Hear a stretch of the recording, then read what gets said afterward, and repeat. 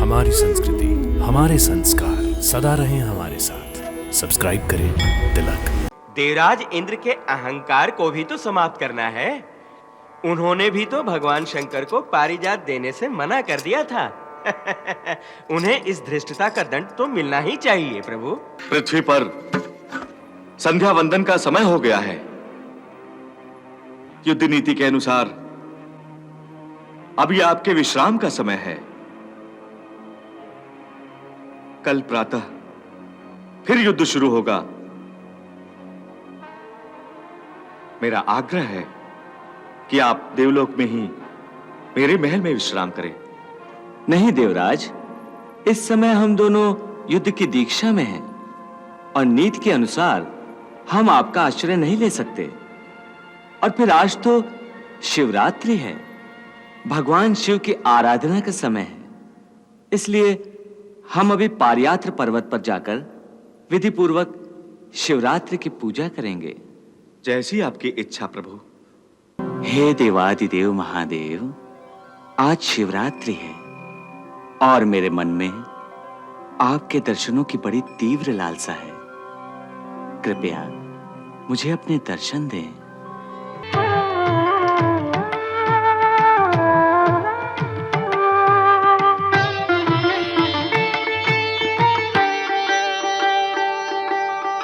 आपने मेरे प्रिय स्तोत्र से मेरा आह्वान किया है।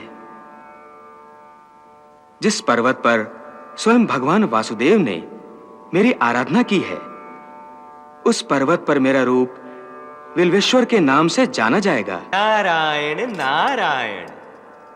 प्रभु आपकी लीला बड़ी निराली है।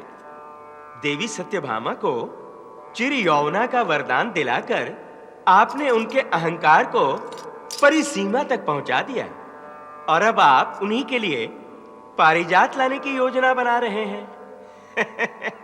वैसे ठीक ही है, देवराज इंद्र के अहंकार को भी तो समाप्त करना है। उन्होंने भी तो भगवान शंकर को पारिजात देने से मना कर दिया था। उन्हें इस धृष्टता का दंड तो मिलना ही चाहिए प्रभु।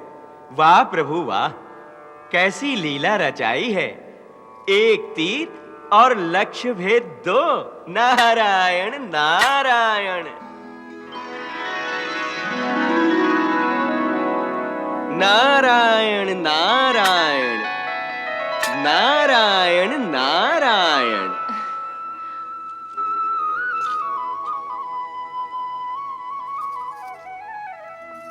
प्रणाम मुनिवर।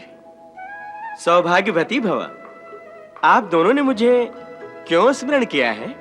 देवर्षि, देवी सत्यभामा पारिजात वृक्ष की छाया में पुण्यक व्रत का अनुष्ठान करना चाहती हैं। इसलिए आपको देवलोक जाकर मेरी ओर से ये विनती देवराज इंद्र से करनी होगी कि वो पारिजात के वृक्ष को सत्यभामा के उद्यान में लगवा दें। प्रभु, परंतु मुझे संदेह है।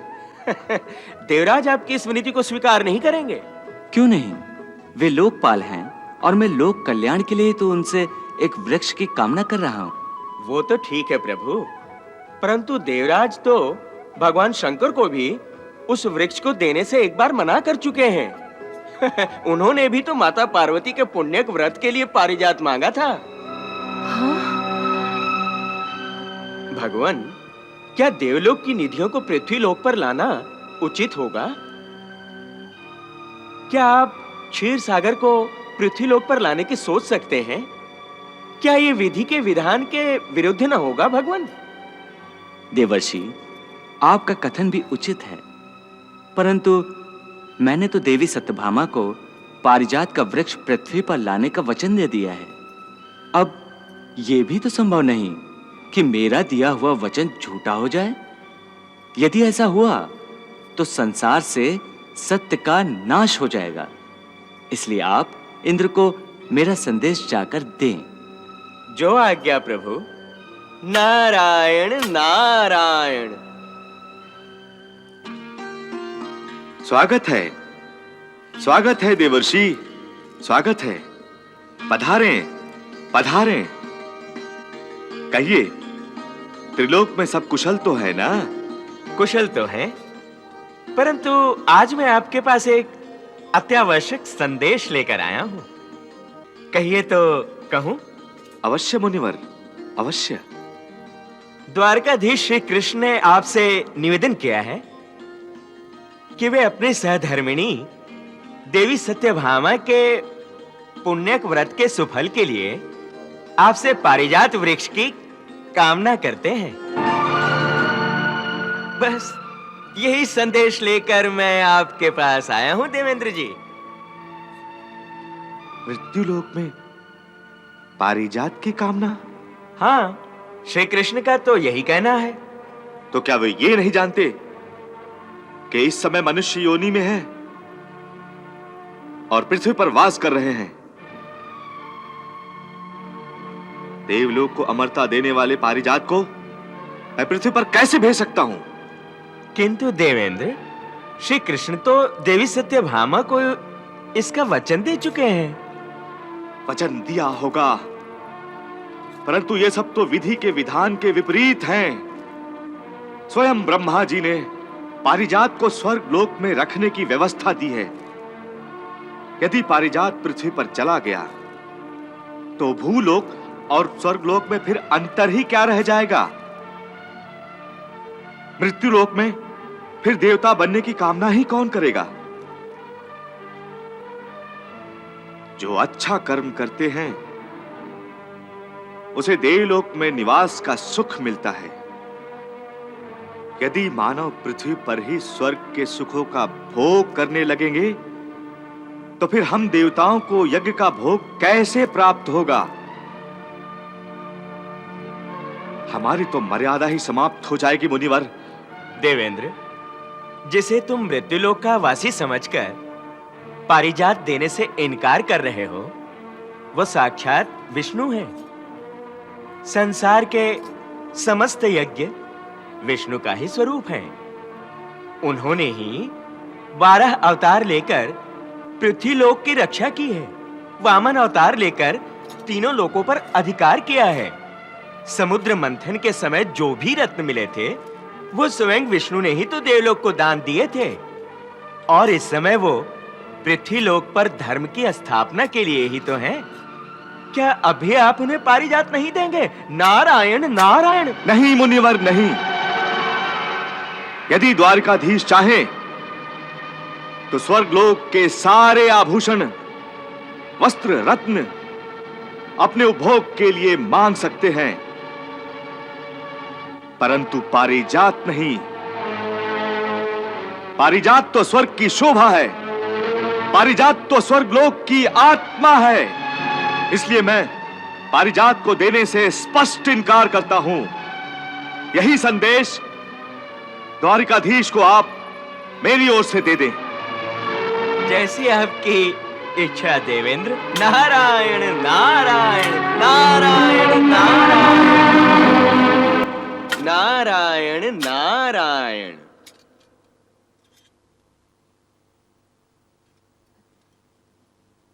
कहिए मुनिराज, क्या कहा देवराज इंद्र ने? पारिजात पृथ्वी पर आ रहा है ना? नहीं प्रभु, देवराज इंद्र ने तो पारिजात पृथ्वी पर भेजने से स्पष्ट इनकार कर दिया। क्या? स्पष्ट इनकार कर दिया?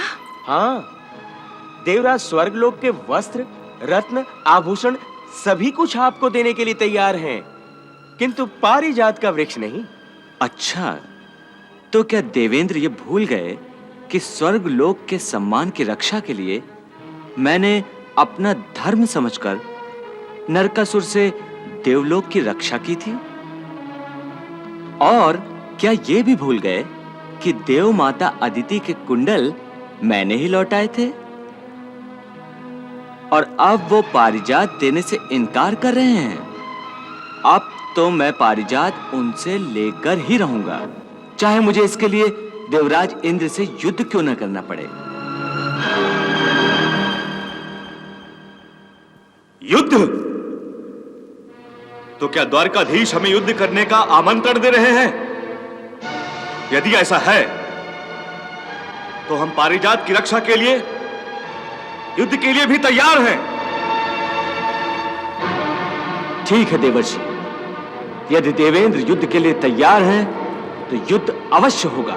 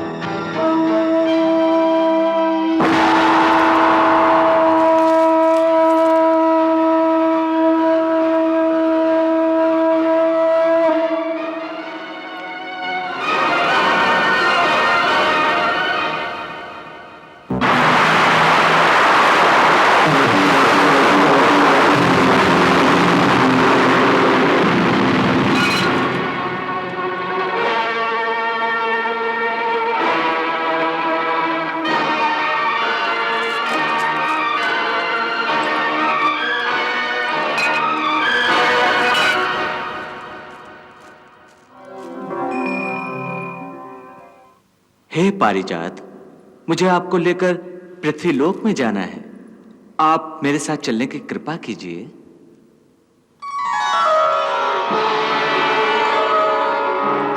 ठहरिए द्वारिकाधीश।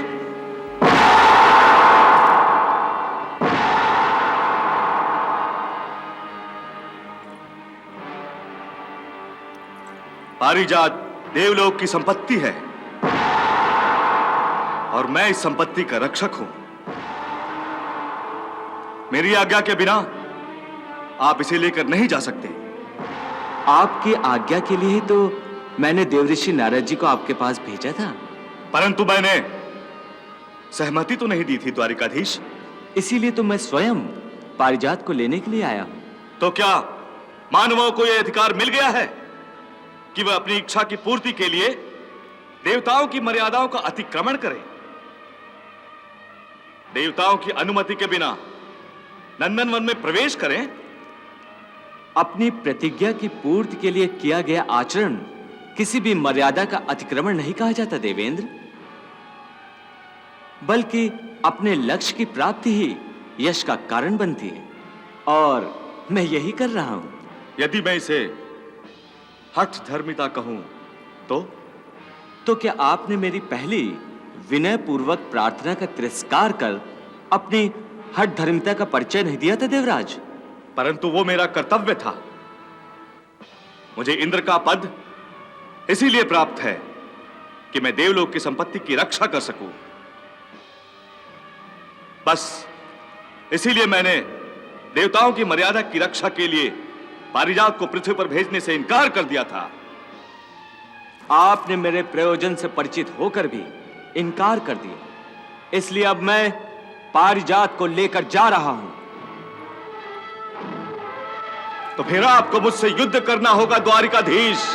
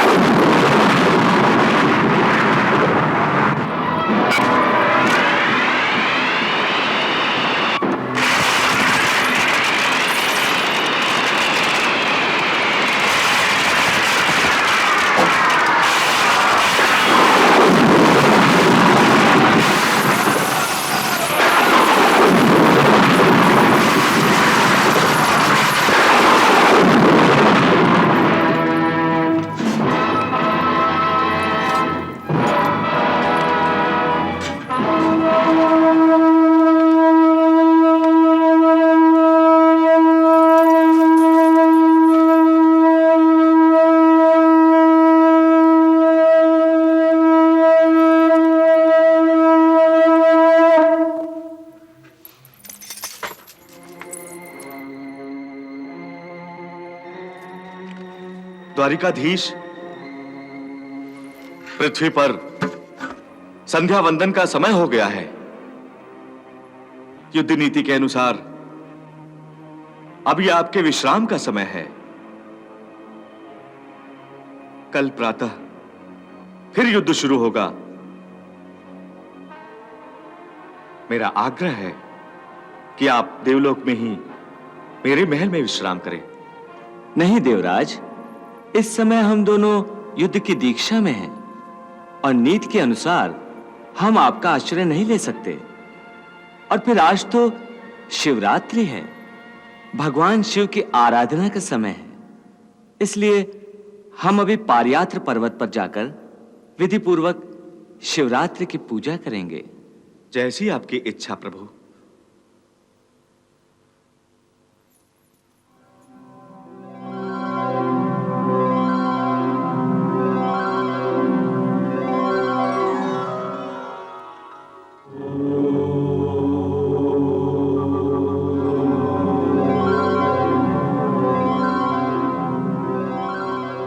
हे देवादिदेव महादेव, आज शिवरात्रि है और मेरे मन में आपके दर्शनों की बड़ी तीव्र लालसा है। कृपया मुझे अपने दर्शन दें।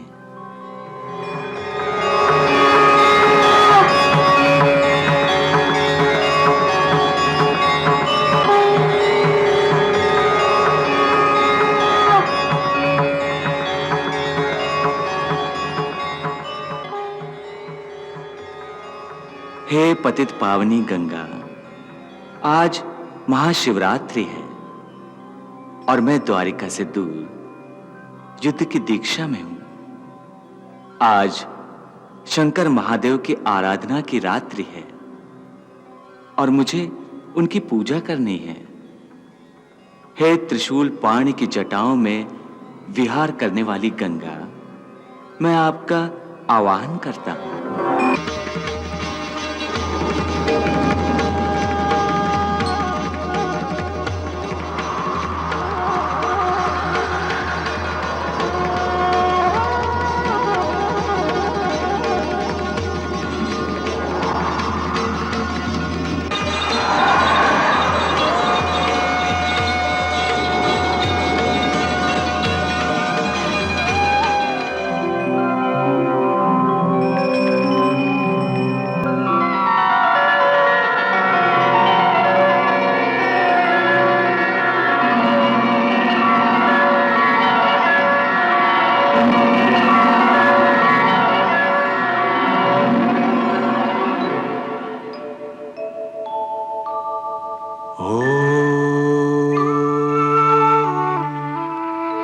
नमः शिवाय।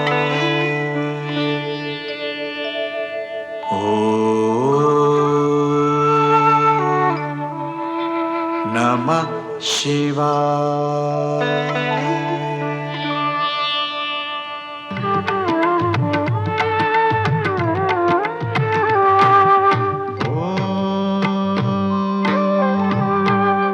नमः शिवाय।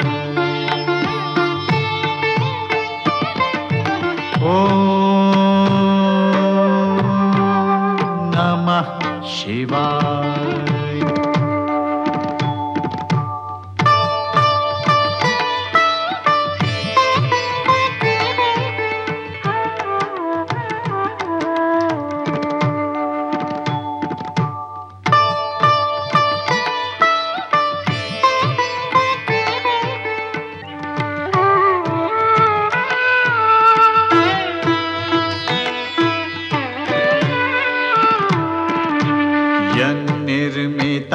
यन्निर्मिताङ्कर्ह्यपि कर्म पर्वणि मायां जनोऽयं गुणसर्गमोहितः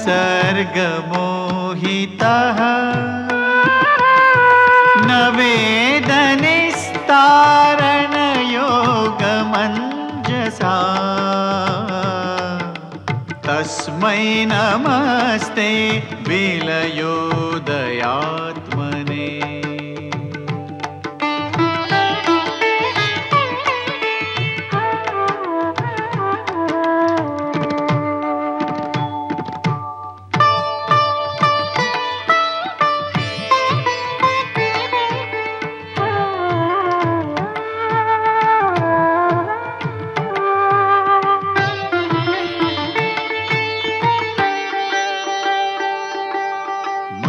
मन्दारमाला कलितालकायै कपालमालाङ्कितकन्धराय दिव्याम्बरायै च दिगम्बराय नमः शिवायै च नमः शिवाय नमः शिवायै च नमः शिवाय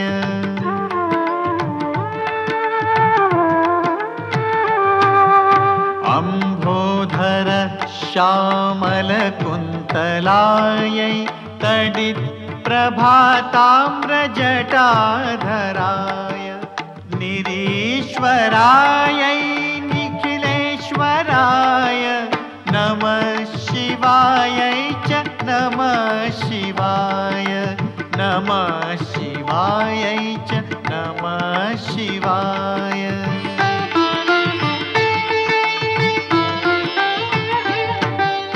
प्रपञ्चसृष्ट्युन्मुखलास्यकायै समस्तसंहारकताण्डवाय जगज्जनन्यै जगदेकपित्रे नमः शिवायै च नमः शिवाय नमः शिवायै च नमः शिवाय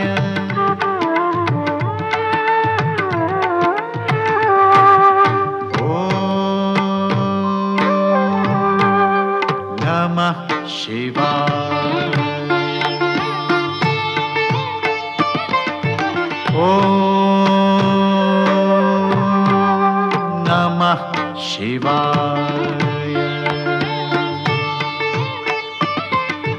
ॐ नमः शिवाय नमः शिवाय नमः शिवाय ॐ नमः शिवाय नमः शिवाय नमः शिवाय ॐ नमः शिवाय नमः शिवाय नमः शिवाय ॐ नमः शिवाय नमः शिवाय नमः शिवाय ॐ नमः शिवाय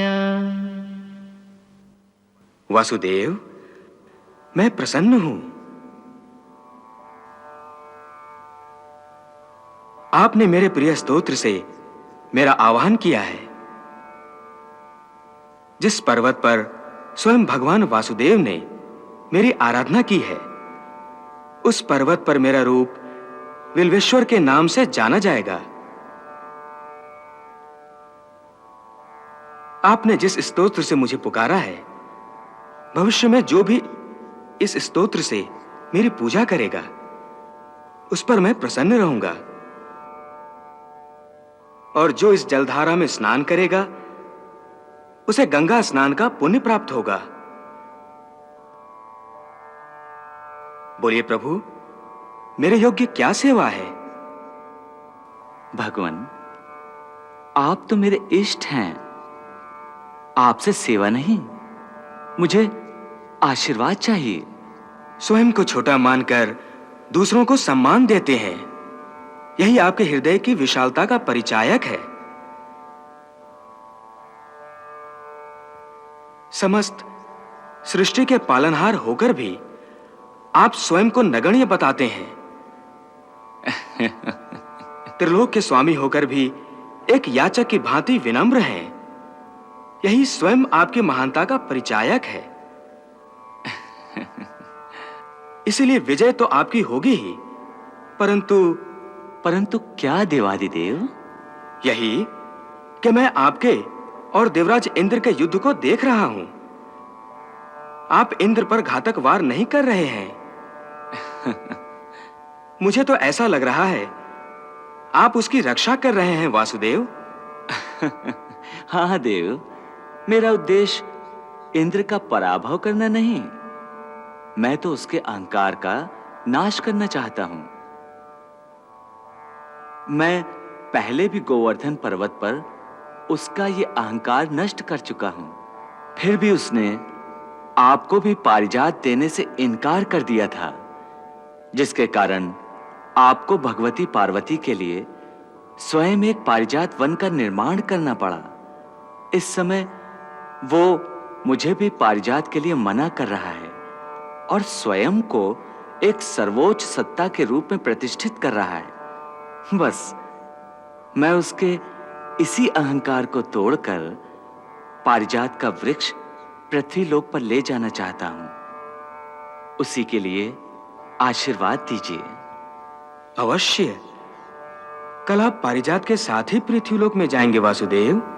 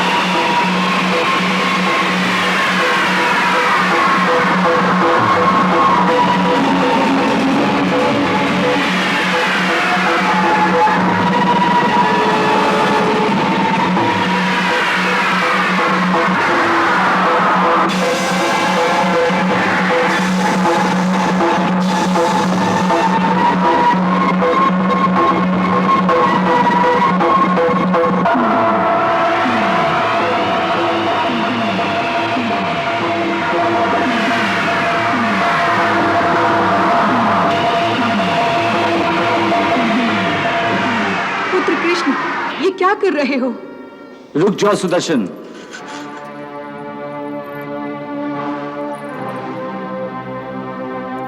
प्रणाम देव माता।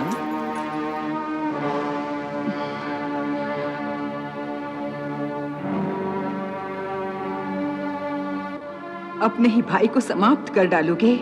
क्या तुम्हें याद दिलाने की आवश्यकता है कि वामन अवतार के समय मैंने ही तुम्हें जन्म दिया था?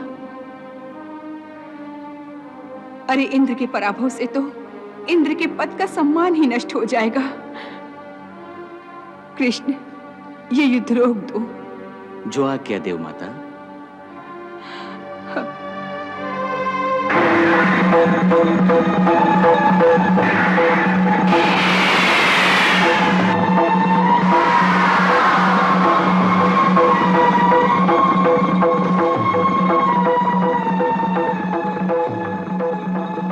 मैं तुम्हें पारिजात का वृक्ष प्रदान करती हूँ, परंतु इसका विधान ये होगा कि जैसे ही सत्यभामा का पुण्य व्रत पूरा होगा, ये वापस देवलोक में आ जाएगा।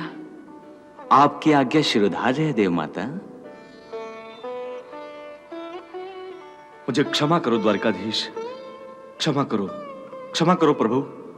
लो देवराज, मैं आपका वज्र वापस लौटाता हूं।